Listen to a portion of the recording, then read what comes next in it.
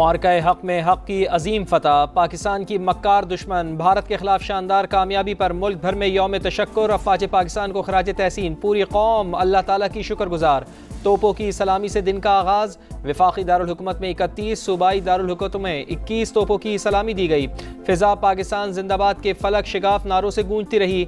मुल्क की सलामती और शहदा के बुलंद दर्जात के लिए खुसूसी दुआएं।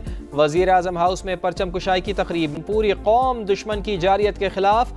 बुनियानुम मरसूस की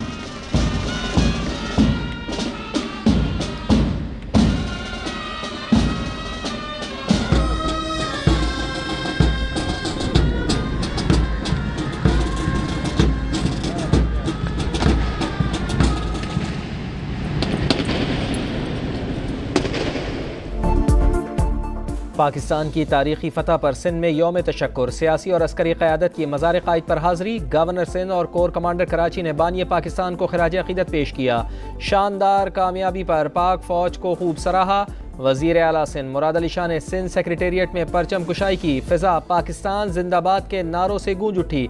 गवर्नर खैबर पख्तूनख्वा ने गवर्नर हाउस में कौमी परचम सरबुलंद किया।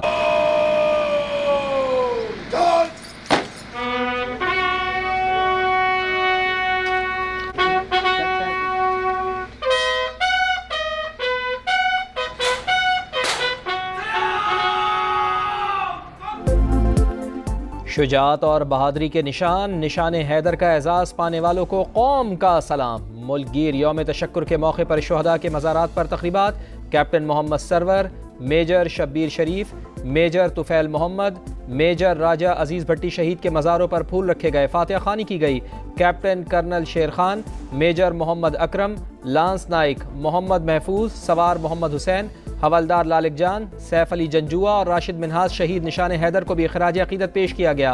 आज़ाद कश्मीर और गिलगित बल्तिस्तान समेत चारों सूबों के कई शहरों में यौम तशक्कुर की तक़रीबात और रैलियाँ। वतन के लिए जान कुर्बान करने वालों को खराज अक़ीदत पेश किया गया।